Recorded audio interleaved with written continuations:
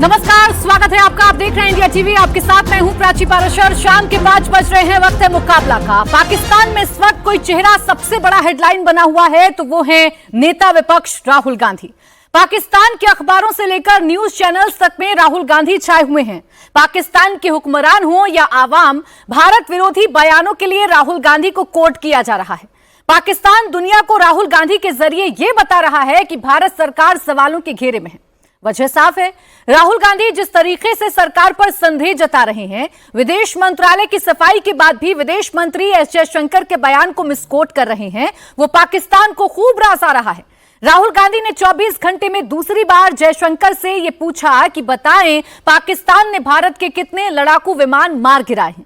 राहुल गांधी के ऐसे ही सवालों को पाकिस्तान अपने मुल्क में घुमा रहा है। अब सवाल है कि राहुल गांधी ऐसे समय में इस तरह की राजनीति क्यों कर रहे हैं। बात सिर्फ सवालों तक होती तो भी कांग्रेस डिफेंड कर पाती, लेकिन सरकार ने एक डेलीगेशन बनाया जिसमें शशि थरूर को लीडरशिप सौंपी तो भी कांग्रेस को शशि थरूर के नाम पर एतराज हो गया। जबकि पाकिस्तान के अंदर शशि थरूर को डेलीगेशन का लीडरशिप देने के बाद से खौफ है और उनके मुकाबले पाकिस्तान में कोई काबिल नेता नहीं है। लेकिन यह बात हमारे ही देश में कांग्रेस को समझ में नहीं आई।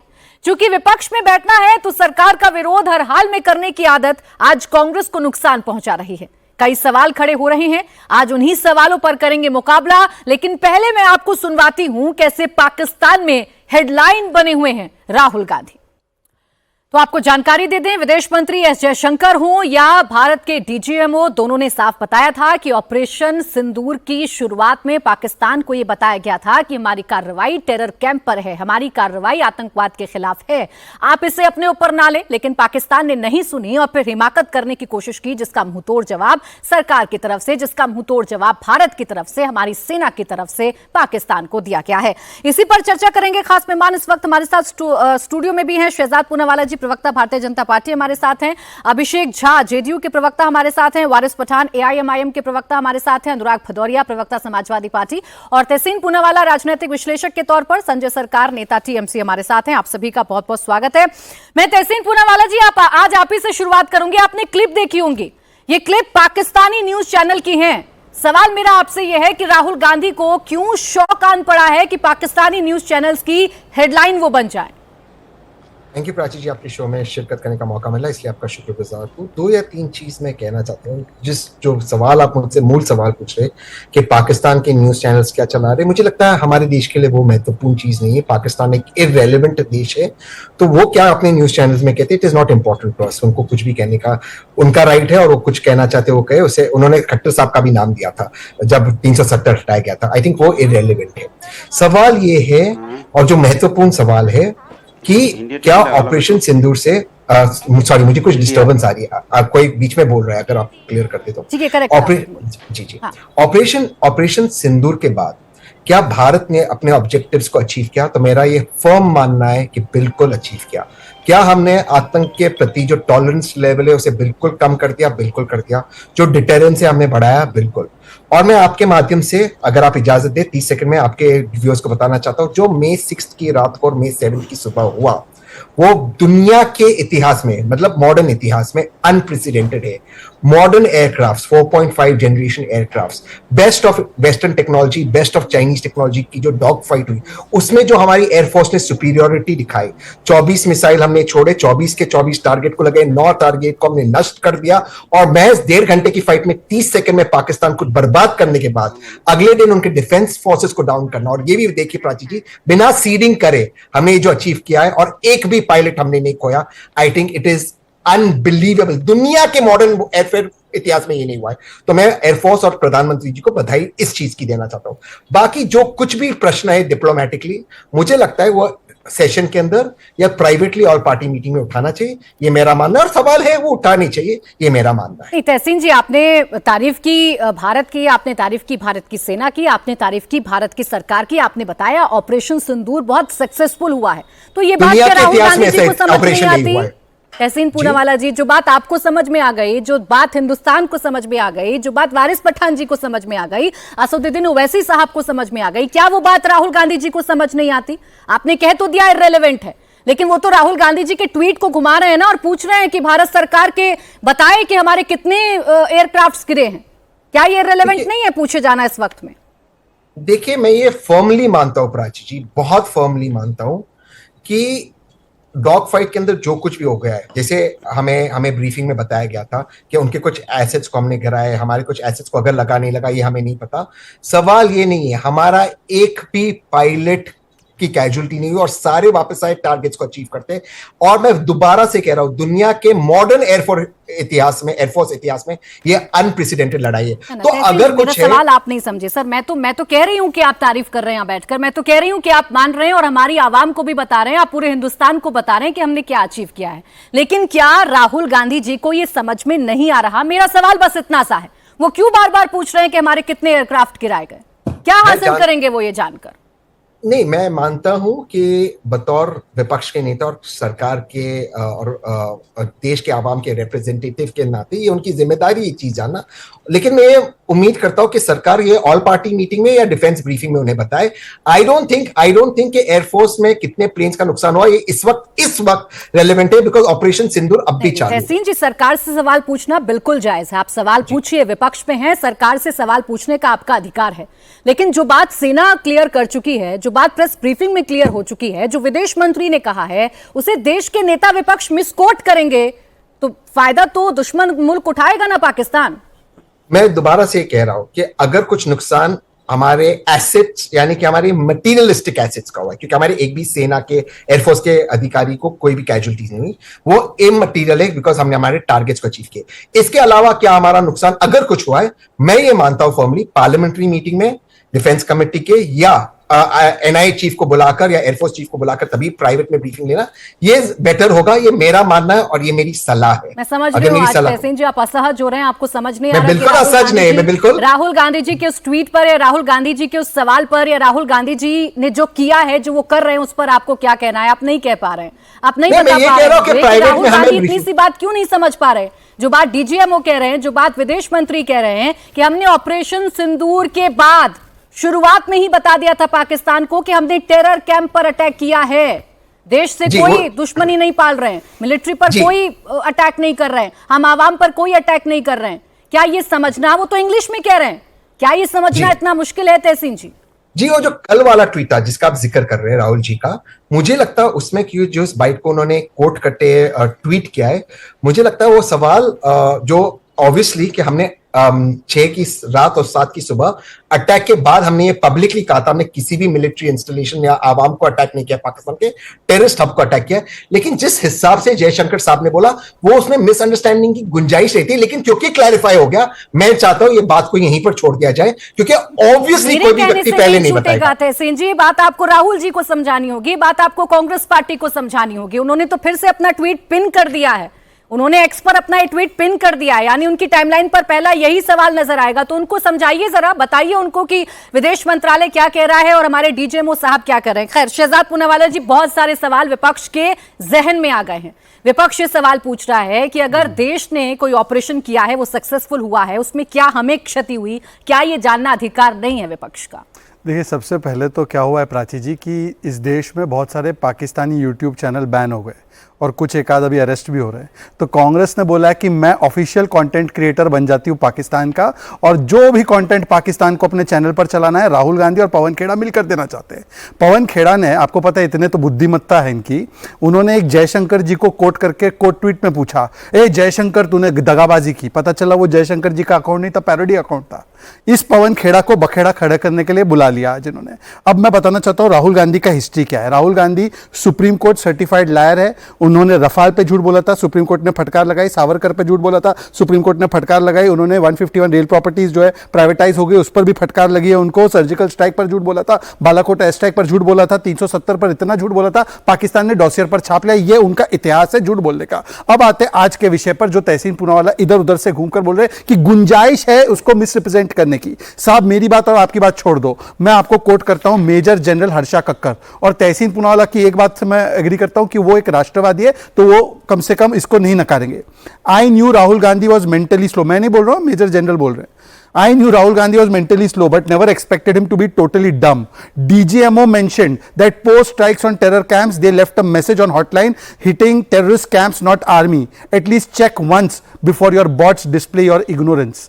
ये मेजर जनरल हर्षा कक्कर, फिर राहुल गांधी के पहले ट्वीट पर पीआईबी का फैक्ट चेक, फिर एमईए का क्लैरिफिकेशन, उसके बावजूद भी झूठ को आगे परोसना। और जहां तक एसेट्स और प्लेन्स की बात है, तहसीन पूनावाला बताइए, मैं आपको पीआईबी का प्रेस रिलीज जो डीजीएमओ का स्टेटमेंट है कोट करके बता रहा हूं कि not a single Indian asset encountered any kind of loss, all strikes were executed without loss of Indian assets. ये आर्मी का और सरकार का ऑफिशियल बयान है। आप कहते हैं आप सरकार के साथ भी है और आप फिर दूसरी तरफ जाकर सेना का मखौल भी उड़ाते हैं। अभी तहसीन का ओपनिंग स्टेटमेंट क्या था? ऑपरेशन सिंदूर जैसा कोई सिंदूर ऑपरेशन हुआ ही नहीं है, ऐसा ऑपरेशन किया हमने, क्या जबरदस्त किया। तो तहसीन पूनावाला बताइए कि अगर इतना जबरदस्त ऑपरेशन था तो आरजेडी के नेता सुधाकर सिंह बोलते हैं कि ये शो ऑफ था। ये कांग्रेस के एमएलए कर्नाटका के मंजुनाथ बोलते हैं कि इसमें सिर्फ 4 प्लेन गए और वापस लौट कर आ गए। फिर उसके बाद आतिशी मारलेना बोलती है, जिनका आपको पता है इतिहास क्या है अफजल गुरु के साथ, उन्होंने बोला है कि पाकिस्तान ने हाथ जोड़े, इसके प्रूफ क्या है। इमरान मसूद बोलते हैं कितने लोगों को मारा, हुसैन दलवाई बॉडी बैग मांगते हैं। और सुप्रिया श्रीनेत जो नेत्री है कांग्रेस पार्टी की, जिसकी बातों को मानते और थरूर और तहसीन की बात को नहीं मानते, वो भी कहती है कि ये तो ठीक नहीं रहा ये ऑपरेशन। तो मुझे बताइए कि तहसीन पूनावाला की बात को माने या इन नेताओं की बात को माने। अगर इन नेताओं की बात गलत है, ये सेना का अपमान आप मानते हैं, तो तहसीन पूनावाला बताइए कांग्रेस इन पर कार्रवाई क्यों नहीं करती? उल्टा थरूर को पर्सोना नॉन ग्राटा बना दिया, तहसीन को पर्सोना नॉन ग्राटा बना दिया। तो इसलिए मैं आखिरी में 4 पंक्तियां कहना चाहता हूं। पाकिस्तान और कांग्रेस बोले एक ही जुबान, कांग्रेस बोले पाकिस्तान मेरा भाईजान, ये 2 शरीर एक जान, सेना का करो अपमान, यही कांग्रेस की असली पहचान। सर, अगर यही कांग्रेस की असली अगर मैं पहचान। नेताओं के बयान पर जाऊं तो आपकी तरफ से भी नेता किस तरीके की बयानबाजी कर रहे हैं वो किसी से आप छिपा कोट तो कर नहीं दीजिए, है। इस डिबेट में उसको मामला अनफी चला कर गया देते ना, हैं। मामला चला गया ना सुप्रीम कोर्ट मैं में। इस पे विजय शाह खुल के साहब ने जवाब क्या देना कहा? चाहता हूं, मैं मंत्री खुल के अभी जवाब भी बने देना, हुए हैं ना वो। मैं खुल के इस पे जवाब देना चाहता हूं, इसको बोलिए, एड्रेस करना चाहता हूं। बोलिए। पहली बात तो मैं भारतीय जनता पार्टी के राष्ट्रीय प्रवक्ता होने के नाते ये बयान खंडनीय, निंदनीय है, इसको स्वीकारा नहीं जा सकता। हमें बड़ी खुशी है कि सुप्रीम कोर्ट ने इस पर संज्ञान लिया, इस पर जो भी कार्रवाई करेगी पार्टी से स्वागत करेगी। 10 सेकंड से लेना चाहता हूं। देखिए, किसी भी विषय पर 2 स्टैंड होते हैं, एक पॉलिटिकल प्रोसीजरल स्टैंड होता है, एक मॉरल स्टैंड होता है। प्रोसीजरल जो भी उन पर कार्रवाई हो, एफआईआर हो, निकाले, सस्पेंड करे, जो भी है। मॉरल स्टैंड क्या होना चाहिए कि हम इसका स्वीकार नहीं करते। अब रामगोपाल यादव जी का भी बयान था, कार्रवाई तो उस पर नहीं मॉरल की। स्टैंड भी नहीं लिया, आज तक मॉरल स्टैंड भी नहीं लिया है। मॉरल स्टैंड से नहीं चलती है ना सियासत, या मॉरल स्टैंड से एक नहीं सेकंड मैं आपको चलता है बताता हूं, देश। मैं आपको बताता आप हूं, कार्रवाई करके एक सेकंड मैं बता आपको देते बताता हूं, हैं मैं आप आपको लोगों का बताता stand हूं, क्या मैं है। आपको बताता हूं, सुप्रीम कोर्ट मैं को आपको संज्ञान बताता लेना हूं। पड़ा। प्राची जी 5 सेकंड। हाँ। मॉरल स्टैंड इसलिए जरूरी है क्योंकि इस देश में सेना के प्रमुख को सड़क का गुंडा बोला गया, खून की दलाली बोला गया। अभी पहलगाम के बाद ऑपरेशन सिंदूर हुआ तो उसमें बोला गया कि ऑपरेशन सिंदूर शो ऑफ था। मैं कह रहा हूं मॉरली मैंने स्टैंड लिया है। अनुराग जी से बोलिए रामगोपाल यादव गलत थे, वो तो जस्टिफाई कर रहे, वो तो बोल रहे बयान ठीक था, ये बोल रहे हैं ये अनुराग जी। इसलिए हटाते, वो अभी भी मंत्री बने हुए हैं। वारिस चलिए पठान जी के पास एक काम करते हैं, एक काम करते हैं, आप बैर मिनिमम अनुराग जी से इस पूरी डिबेट खत्म होते होते रामगोपाल यादव जी ने गलत बोला ये मनवा अनुराग भदौरिया जी के हटाना पास तो दूर की जाऊं, बात। अनुराग भदौरिया जी के पास जाऊं उससे पहले मुझे वारिस पठान जी से बात करनी है। वो आजकल देश की बात कर रहे हैं, सिर्फ और सिर्फ देश की बात कर रहे हैं। वारिस पठान जी, कंफ्यूजन हो रही है, और ये कंफ्यूजन हो रही है नेता विपक्ष राहुल गांधी जी को। वो बार बार विदेश मंत्री जी के बयान को कोट करके कुछ सवाल पूछ रहे हैं। वो सवाल क्या जायज हैं? देखिए प्राची जी, जब पहले दिन से ही जब ऑल पार्टी मीटिंग हुई थी तब हमारे पार्टी के प्रेसिडेंट असद ओवैसी साहब ने खुला कहा था कि भारत जो भी कदम उठाएगा पाकिस्तान के खिलाफ आतंकवाद को ख़त्म करने के लिए, हम उसके साथ खड़े रहेंगे। हम हमारे भारतीय जवानों के साथ कांधे से कांधा मिलाकर खड़े थे, खड़े रहेंगे। पाकिस्तान के झूठ को एक्सपोज करना बहुत ज़रूरी है। वो झूठी जो वो तारीफ़ें अपने आप की करा जा रहा है, रैलियाँ निकाली जा रही है एक जोकर के द्वारा, तो ये सारी सभी चीज़ें जो है ये आना सबके सामने बहुत ज़रूरी है। इसीलिए अभी जो डेलीगेशन जा रहा है उस डेलीगेशन का हिस्सा हमारे पार्टी प्रेसिडेंट असद ओवैसी साहब भी है। वो जाएंगे, सऊदी अरेबिया जाने वाले हैं, उनको कुवैत है, बहरीन है, अल्जीरिया है, वहाँ जाएंगे। और मुझे यकीन है कि इस मुद्दे के ऊपर जो सबसे सटीक इंटेलेक्चुअली फैक्ट के साथ पाकिस्तान को किसी ने घेरा और बराबर से पाकिस्तान की धज्जियां उड़ाई, तो और नहीं हमारा पार्टी प्रेसिडेंट असद ओवैसी साहब था। और पढ़े लिखे आदमी है, 4 टर्म एमपी रह चुके हैं, प्रेजेंटली भी बैरिस्टर है। तो वो जब जाएंगे यहां पर तो पूरे विश्व के सामने, पूरी दुनिया के सामने पाकिस्तान के झूठ का जो चेहरा है वो बेनकाब होना बहुत जरूरी है। ये बताना जरूरी है कि पाकिस्तान किस तरह से आतंकवादियों को पर समर्थन देता है, उनके आतंकवादी, और हम उसका एक वो बन चुके हैं। हम उसके पाकिस्तान की जो आतंकवादी घटनाएं थी उसके हम झेल चुके हैं उसको हम बताएंगे जब वहां पर जाके 26/11 बताएंगे, पुलवामा बताएंगे, पार्लियामेंट अटैक के बारे में बताएंगे, और अभी जो रिसेंटली पहलगाम में पाकिस्तान के द्वारा की गई आतंकवादी हरकत जो हुई है, जिसमें नाम धर्म मजहब पूछकर बेगुनाह बेकसूर पर्यटकों को उनके बीवी बच्चों के सामने जो मारा गया है, जो काबिले बर्दाश्त नहीं, जरा भी कोई भी इंसान इसको बर्दाश्त नहीं करेगा। ये तमाम चीजें जाके जब विश्व के सामने बताएंगे तब विश्व को समझ में आएगा कि पाकिस्तान कितना बड़ा झूठा है, कितना बड़ा डोगला इंसान है और किस तरह से आतंकवादियों का समर्थन करता है। अब ये सारी चीजें एक तरफ है, अब उसके अंदर पॉलिटिसाइज करना इस स्टेज पे मेरे हिसाब से किसी भी पॉलिटिकल पार्टी के लिए सही बात नहीं है।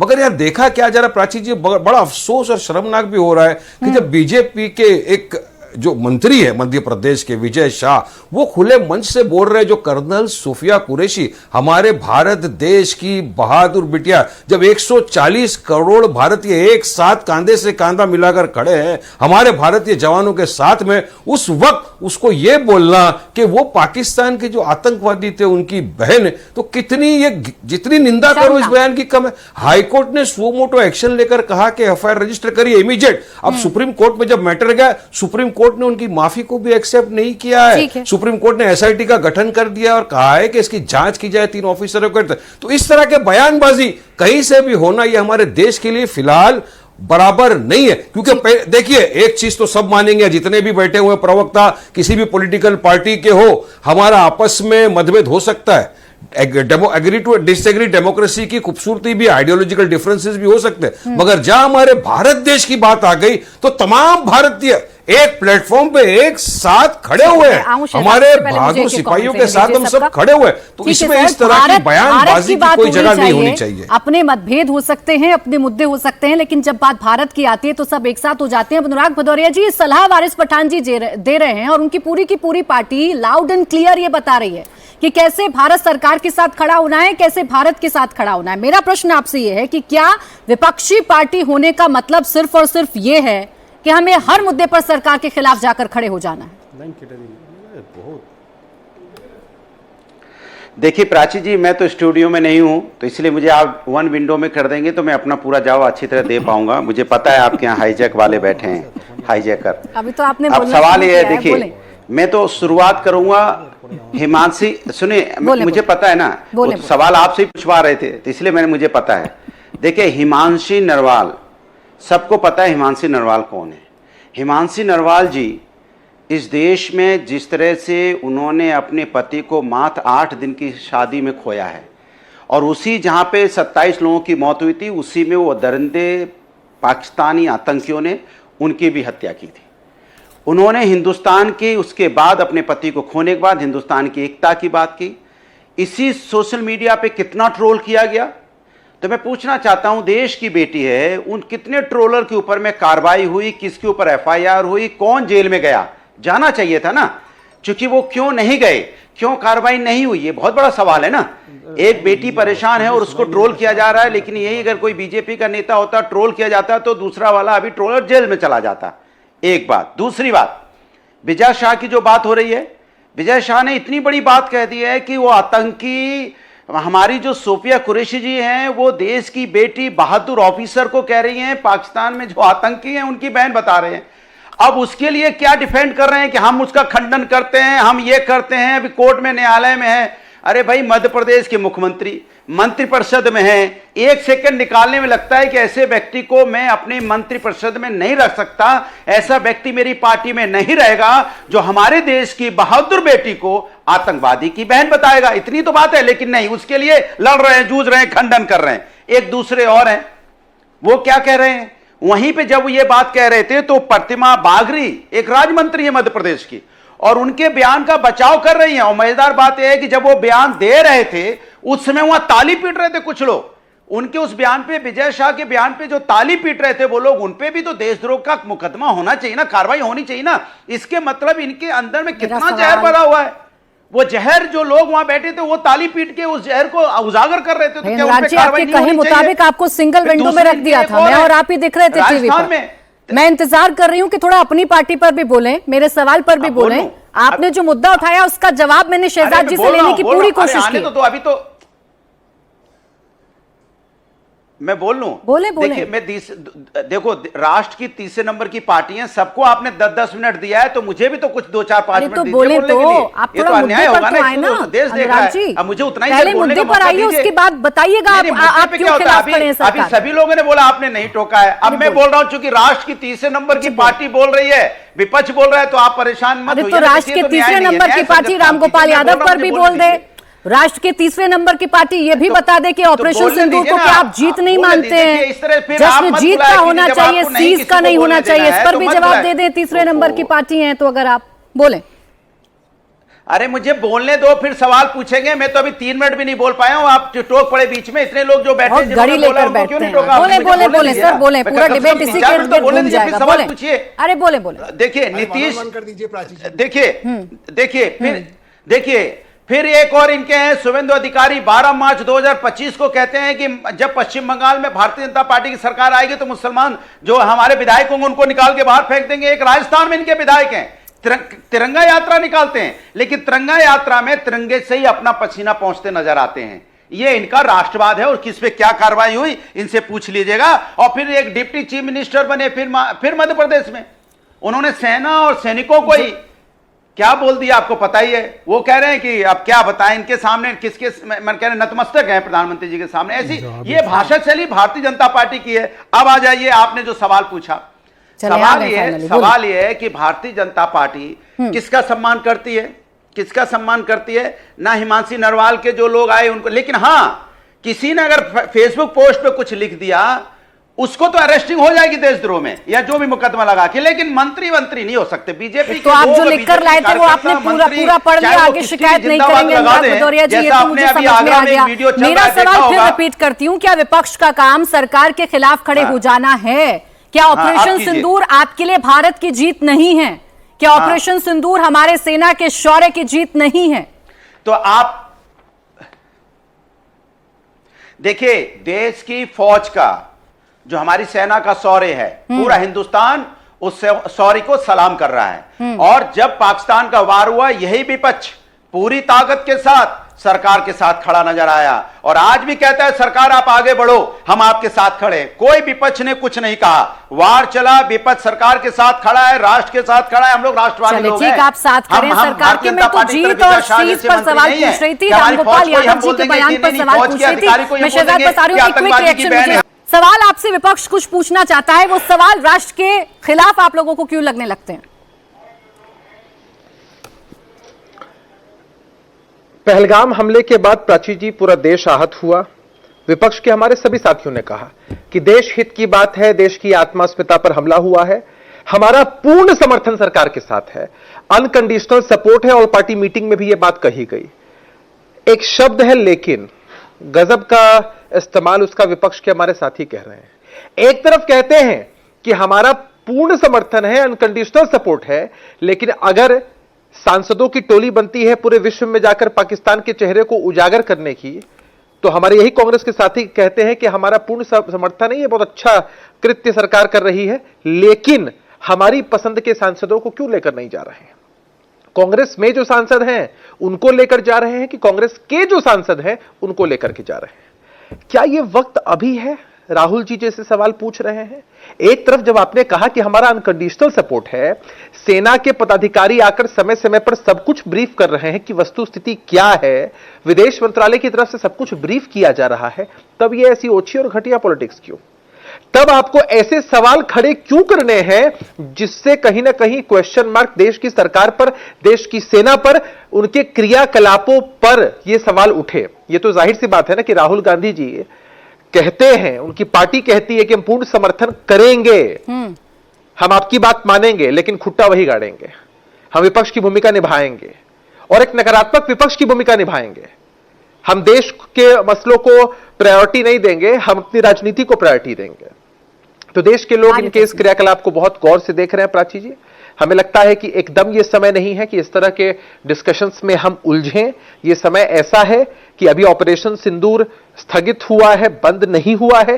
किसी भी समय सरकार को या सेना को कोई भी स्टेप लेना पड़ सकता है और ये देश का मसला है। इसलिए हमारा विनम्र आग्रह सभी पार्टियों से है कि एक तरफ आप कह देते हैं कि हम सरकार के साथ मजबूती से खड़े, अभी जितने प्रवक्ता थे यहां वो सब लोग यही भाषण दे रहे थे, अरे भाई, आपको जाकर लड़ाई थोड़ी लड़नी है, आपको एक मोरल सपोर्ट देना है, आपको एक मजबूत सपोर्ट देना है कि एक भारतवासी के रूप में हमारी पहली पहचान है। तब हम किसी जाति, धर्म, पंथ, प्रदेश से आते, किसी पॉलिटिकल पार्टी से आते हैं, तो एक मोरल सपोर्ट देने का आपका वक्त था। लेकिन इस वक्त में भी आपने अंततोगत्वा राजनीति को ही प्रायोरिटी दी, ये बहुत दुर्भाग्यपूर्ण है। मुझे आपसे सिर्फ दो बातें जाननी है। एक बात ये कि क्या जानबूझकर विदेश मंत्रालय का, विदेश मंत्री का और डीजीएमओ साहब का जो बयान है उसे मिसकोट करने की कोशिश राहुल गांधी जी की तरफ से की जा रही है?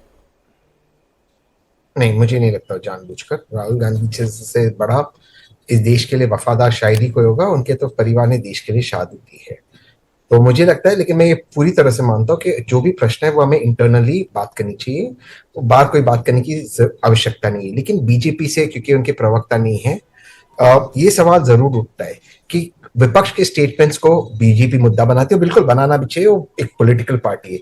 लेकिन जब उनके उप मुख्यमंत्री जगदीश जी कहते हैं कि भारत की वीर सेना मोदी जी के चरण पर गिरती है, तब उन पर क्या एक्शन लेती भाजपा? मॉरल चीज एक बात है, लीगली जब उनके, हमने जो अनुराग भाई ने बताया, जब उनके मंत्री कहते हैं हमारे कर्नल सोफिया कुरैशी के बारे में, तब क्या एक्शन लेती? एफआईआर पर क्यों एक्ट नहीं करती? एफआईआर भी किस तरह से फाइल किया था? लेकिन ये सारी बात छोड़ दीजिए, भाजपा कुछ तो करेगी नहीं।